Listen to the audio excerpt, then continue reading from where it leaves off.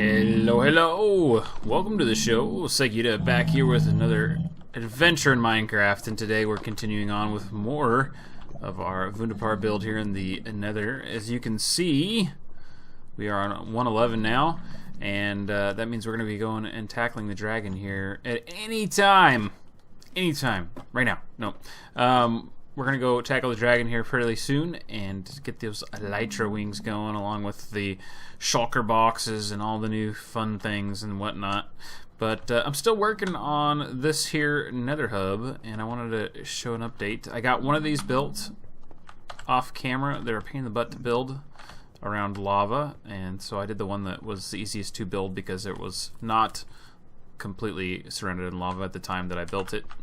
Essentially, it's a skull type thing. It kind of continues on with the body theme here. We got the rib cage, and then it goes into the head.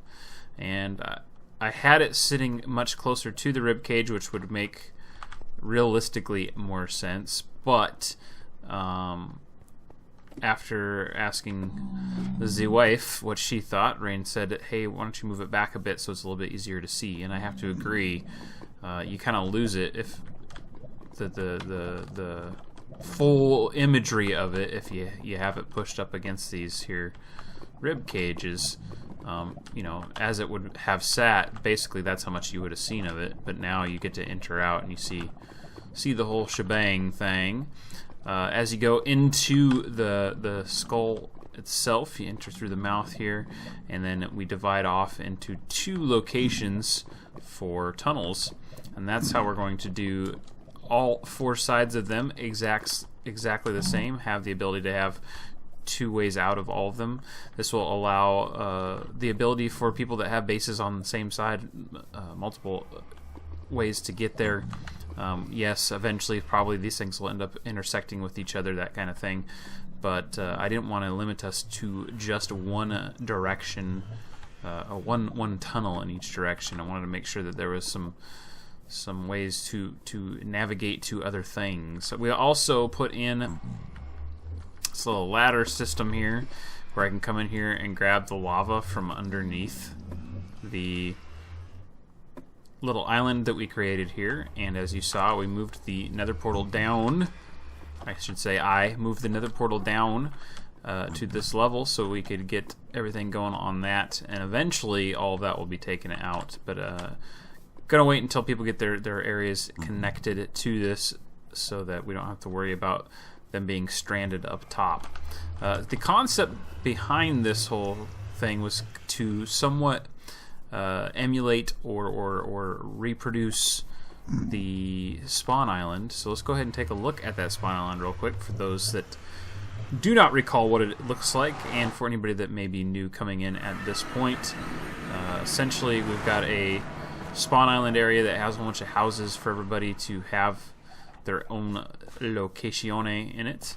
That's here on the Realm server, and the houses are pretty big. They're two-story. They have a lot of room and ability to have storage and everything else in them. By far, I'm the one that utilizes this the most. In fact, I would dare say that the majority of these houses are fairly empty, because they all branched out and found houses and homes fairly quickly, you know, outside of the spawn area. That's fine. I just wanted to make sure that everybody had a spot going into it, and for me it was important to make a spawn chunk or spawn area that actually was completed, because the last couple of server builds or world builds that I have done, the spawn area really hasn't ever gotten 100% complete. So now that you've seen that, you'll understand where we're kind of coming from with this build. And aside from this here, having the obsidian be prevalent, essentially we've emulated the same concept. You will notice though it is smaller in size, and I want to do that for all of this. That means we have to put in some buildings as well. These are the remnants of what was put in place to keep ghasts from spawning on the island here. And then I was also just seeing what this would do if we went ahead and did this whole thing. I even had all of the outside area here all done the path block here. It works pretty well for the dried out look in here, but I don't think that's what I want to keep with through everything. So now you see that I put in this border here of different blocks. We've got coarse dirt, we've got soul sand, and we've got the new magma blocks. Kind of creating a border and the ability to accurately depict what would happen if there was lava up against the land here. We have fire tick turned off on this server because all of us decided that we'd just rather not have it in play. Along with that, there's no enderman griefing. Trying to make a situation where we feel comfortable with a long-term server or play area, so none of our builds get messed up and none of the terrain gets messed up. Another thing that this kind of automatically helps out with is creating a border for if you're kind of walking around here and not paying too much attention, you're going to get slowed down or have the tick hit you and hopefully keep you from walking right into the lava and potentially losing your stuff. That wasn't asked by anybody to do that. I just am going to assume that at some point, with how derpy we are on this server, that somebody's going to just randomly, you know, walk right off the thing. So, we have a basic idea of what we're going to be doing in this area, and I already know size-wise what I want to deal with. I got a whole bunch of supplies on me. Is there another hop. I'm running out of space here to store everything. Let's go ahead and just throw some of this in there. We need some oak wood, and we need some spruce logs. And we can get the basic gist of what's going down. Charlie Brown heading it here. Okay, so the other ones, I believe it was 3x5 interior space, if that is correct. This one is going to be very much condensed, and to add to the thought process of how this is going to work, essentially the idea in creating these things is to also have a place so that we can have zombie pigmen spawn in to somewhat create the illusion of a village with zombie pigmen. I want to make sure I'm not interfering with anything and making it too tight, although I tend to do that in my builds. I want to try to keep from having that be, you know, the case throughout the entire thing here. But what I'd need to do is figure out exactly where I can start creating this thing here, and I think this will be a good location for a house. Let's go ahead and check it out here. Now I'm placing these down in simply because if I keep the path blocks, you won't see dirt underneath them. And then I want to do the same thing like that and like that. Okay, and I think that'll leave enough pathing between here that it won't feel too cramped or anything like that.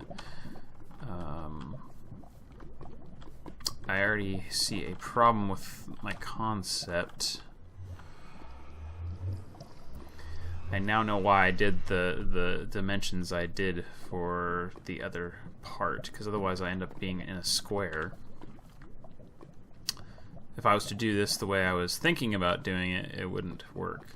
So if I keep that exact same dimension there, and then I place in the whatchamacallits in and around it. Let's see here. Let's go ahead and pull this out. I probably won't get it back. Nope. And I just caught myself on fire. Oh my gosh. So there's this really weird thing that happens that you can't keep from happening, it seems. And that is that soul sand, along with a couple other blocks, if there's running lava by it, you automatically get caught on fire. And I don't understand exactly how that works or why that happens, but it's really freaking annoying. Okay, so it's going to be like this, and like this. Okay. that will be the interior space will be pretty small still, but I think that'll work. Okay, so we can come through, widen this all up in this fashion here real quick, and we'll take a look at what we can do to add from that point on to create these little houses here. Alright, so we're going to use oak wood, and in here it looks a little bit different to me, although I don't think it actually is. I think it's just because of the color tones in here, but it looks different. And then for the windows we did trapdoors, but instead of doing trapdoors we're going to do fence gates for this. I think just simply because it makes it look a little less inviting, a little more dreary, and I'm trying to create that feeling of it being just a little bit off. We also have obviously a very, very small interior space for this, and then we're going to use the standard oak door. Although the color is a little bit different, it does take on some interesting color aspects. It's like, I don't know, it just looks unnatural, and I can't place if it's different in here or not, but that's what we're doing. Okay, so we have that, we have the doors in place, we have the windows in place, and then we're going to come up, you know, just your standard wall type of deal, as we usually do here. This will essentially be a single story dwelling. Clear this as we go, like so, and then we can bring up the outsides here with the spruce, like we do. Okay, that should be that. Now we need to bring in this roof line like we did with the other ones, and we're kind of use more or less the same principles as the other ones, so I think we'll just go with that there. It works great for the door. We'll go ahead and put a torch right there above the door, and then we have the issue with the windows. Let's go ahead and take a look at that now. Can I go over there? I think if we put a oak log up there, it'll look okay. I don't think it's gonna look great. I think it's just gonna look okay. So let's go ahead and try that out. If we have to, we can go to a single high window. I'm okay with that. I just like the ability to put in a 1x2 window because it feels like it stretches the space out. To me, it always feels that that's what has taken place when you do that. I don't know if it's just an illusion type of thing or what, but it's just what it feels like to me. Okay, I need a little bit more of that oak there. That should do the trick. Now we gotta add in the roof, and the way the roof overhung last time, it was actually one past these here. We're going to do that a little bit differently this time than we did the previous time because we don't want that much of an overhang. It's going to make things too cramped if we do it that way. But I want to use the dark oak. Let's see if I have any stuff already. It's actually in my inventory already. I want to use the dark oak for this instead of the spruce like we did in the village build here. And if we take this out, it's so nice knowing you can be in here and not have to worry about them wrecking your face. Take that out and put these in place. I think that looks okay. We're not going to get quite the same effect we did with the other roofs, but it should be close enough here. A little bit simplified, definitely, but overall it works. It works. We could even go so far as to still put in these, but the problem we run in with doing that is it's not even this, honestly. It's this right here. the connection between the two. You can't make half slabs out of logs, and actually it's quite a shame that you can't. It's one of those things that if you really think about it, there's no reason why it shouldn't be a thing. There's no reason why it shouldn't exist. If we went further with this like we did in the other one, that means that these would be pushed out one further. If that was the case, first of all, it would either be that low right there, or like so, and then this would be more or less like this, and then another one there. And I think it just makes it too small. We do have the option of pushing these up one more. It's always a possibility. Let's go ahead and take a look at that real quick.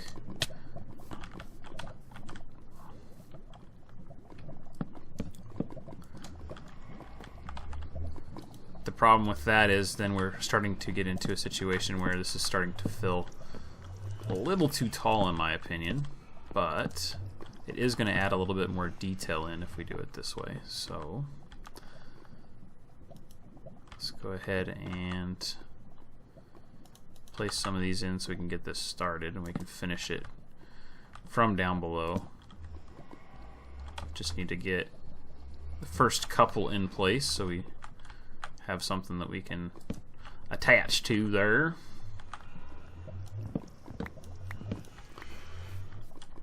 Okay, and then we can do this stuff if we do it this way.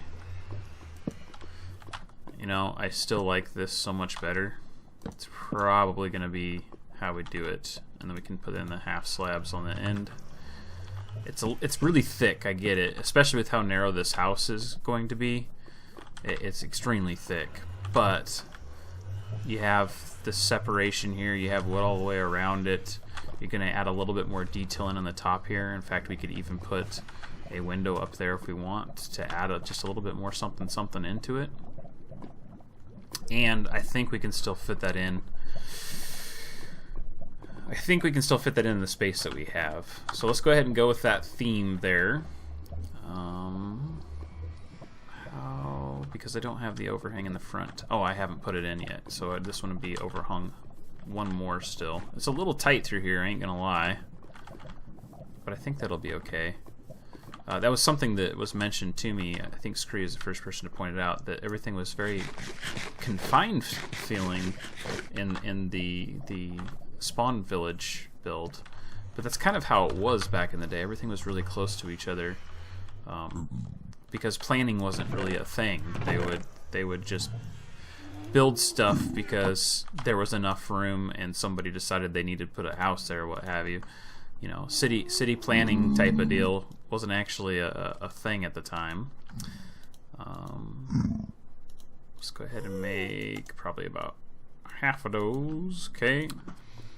It's actually pretty hard to get a real feel about this because of how tight quarters it is. It's one of those things.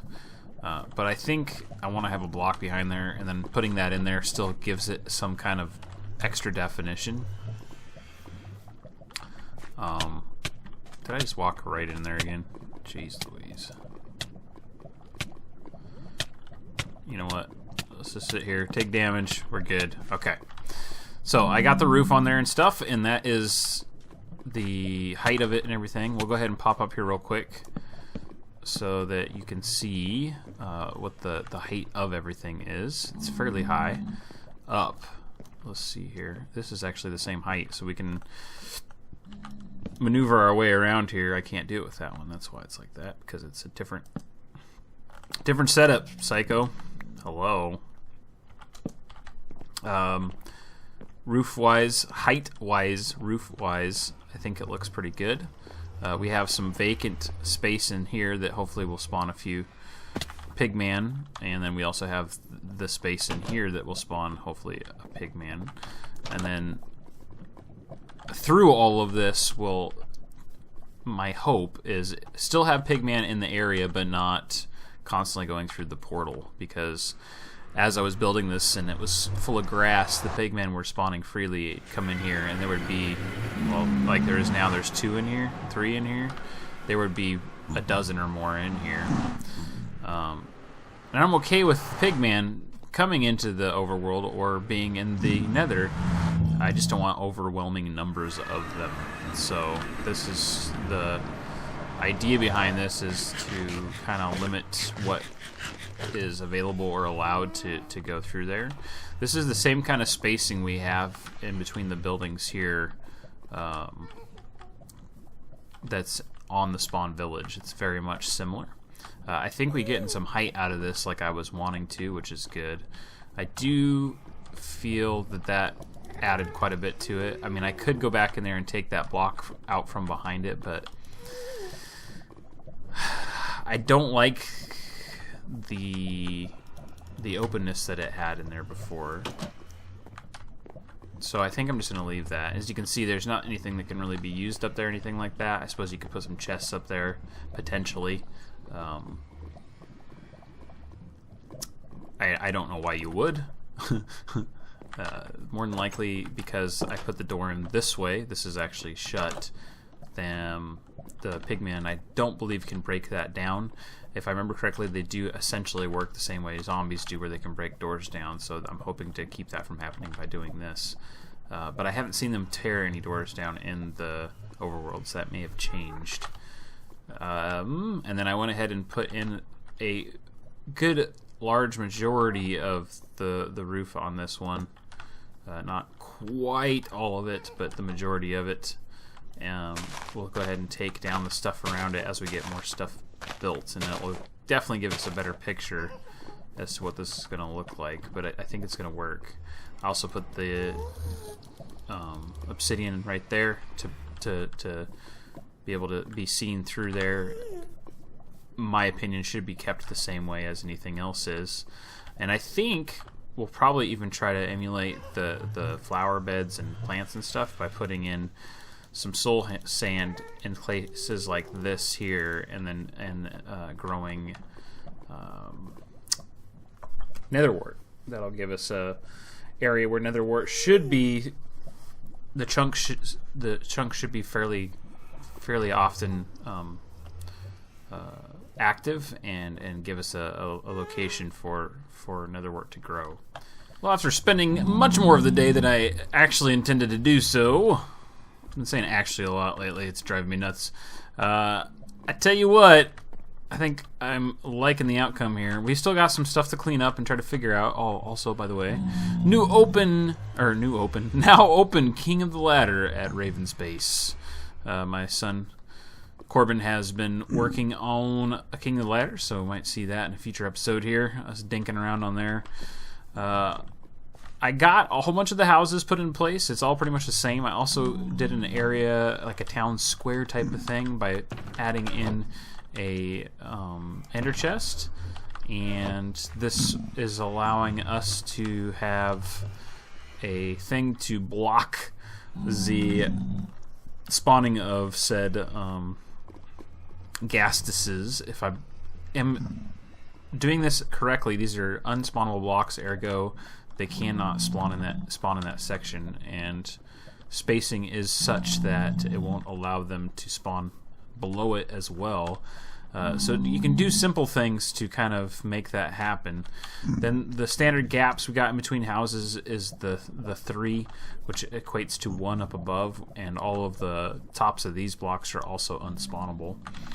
There was one section that I was unable to figure out how to fill with everything being spaced, and that was right here. So I went ahead and grew a standard oak tree and bone milled it, and that's what the shape came up with. It actually works out really well because it's also kind of by our pen area. This is also something that you see in the overworld area. So we just have this section left, and this right here. I want to incorporate that right there into this section. So the first thought process that I had with this was to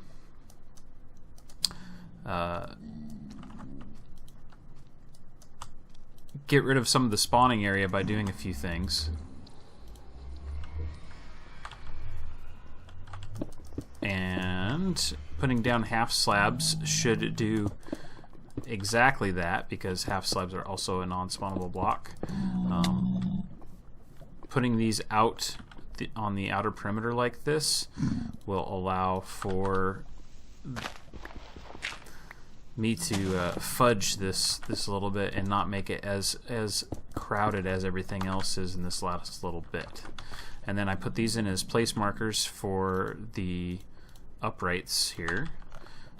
So essentially pull those out like so, and do the same thing like we have done for all of the other buildings. Just put these in and build those up like that. You can do that in these places here. So, little trick, which I always forget, if you're on these things and you shift, you don't take damage. Something to keep in mind if you're trying to figure out how to mitigate those things without pulling them out or taking constant tick damage. Just shift. In my case, I hold Q, and you will be able to stand on them indefinitely without taking any damage. I don't know why it's set up that way. I don't quite understand why tiptoeing over a lava block is supposed to make it easier for you to handle than or magma block, I think is what they're called, than not. But that is what it is, and it will definitely give you guys a much needed oompah. Okay, so I'm gonna go ahead and dig some of this up and replace it with dirt, and then we have the basic structure in place. I'll go ahead and tear this down and we'll figure out where to put it in here in just a minute. So I moved everything over here. I got a couple of chests that stuff can get thrown into. We also got 6 furnaces set up. We don't have an automatic feeder for lava into them at the moment. If there was a way to set up so you could go either or without using some redstone to switch it, I could totally do that in this space. Even with that, you know, I could manage a couple of different ways of getting lava buckets to automatically fall in there or what have you, but I just don't think it's necessary. So we're going to go ahead and keep it the way it is at the moment. I'm going to probably make an access door right here that goes down so we can grab the lava from underneath the island and utilize, you know, what we can here for the time being. And you know, it's just a place that hopefully people can use here and there to get their stuff smelted or cooked or what have you. Because of moving everything over here, made this even more of a mess than it already was, and that's just something I'm going to have to figure out and deal with. But for now, let's go ahead and get this popped up. We know we're going to bring these up some more, so we're going to go ahead and bring these up at least 2, like so. And this is one of those things now where I've gotten these corners put in place, and I like the fact that it looks kind of rounded. But now I got to figure out what I want to do with the inside of this. I can totally leave these like this and leave it kind of a rounded deal even inside. I could put a block here, but that's going to really make it cramped. So that idea doesn't really work well. And if we leave this kind of thing going on, then we can come back in and do similar styling on the roofs or roof that we have for the other ones. So the roof is the perfect height for this. As you can see, the other ones you can pretty much walk over the tops of them. This one is going all the way to the glass and touching it, but it does not cause a situation where we have to go through the glass or anything like that. It's a nice wide open area. I think we should throw some torches in here and get a little bit of light. Probably something like so. Would probably be good. Don't really need to add any torches in the Nether because it is already lit up a little bit. It's not something you really have to concern yourself with. I am not liking how much area we have right in this section, and then we're going to have another situation in this section. Now this one I can fix. I can put some kind of a small reader board of sorts where it can point the direction to people's bases and whatnot. Just put like a signpost more or less right here, and that should fix that issue, which isn't really an issue as far as spawning goes. And then if you calculate this out, 1 2 3 4 1 2 3 4, I think we're okay even in this section, but if something could spawn, this would be the spot right here. I'm just not exactly sure on size. There's also something about these blocks being spawn proof. If that is the case, then it will be a non-issue anyway, and we won't have to worry about it. But essentially, I'm done at this point. I'm going to leave this open to get lava for the time being. I also intend on digging down below the lava level and hollowing out a section for a blank space for pigmen to spawn to hopefully alleviate some of the spawning up here. And then we'll use that one until it's fairly gone, and once it is gone, we'll have this one set up here. We'll have some more lava. So using this area to smelt things should be viable for quite a while. And it's not a super big smeltery or anything like that, and it's not super automated or anything like that, but it should make things fairly simple and easy for people pretty quickly. Other thing that we implemented in here was the nether wart all over the place. A side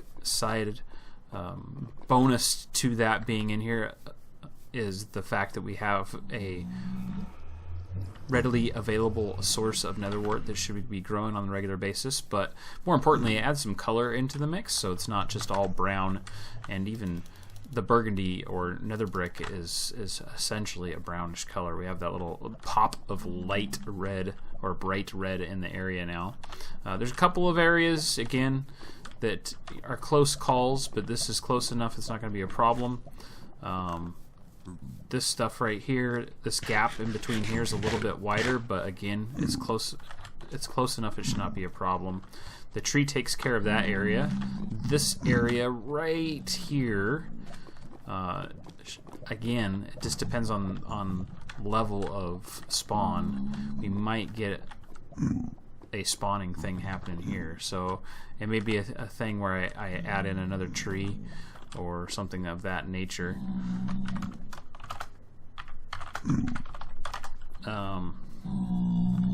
I think that's it, except for the other skull heads. We're gonna have to do that off camera. Trying to do that on camera is almost impossible. It's a lot of concentration coming out into the lava, trying to not fall in constantly and all that stuff. The WB, huh? I don't know what he's referring to. Did I expand water barrier yet? No, I did not. Anyway, folks, that's going to call it for this one. I'm going to go ahead and start figuring out what to do with all these materials and get them out of here.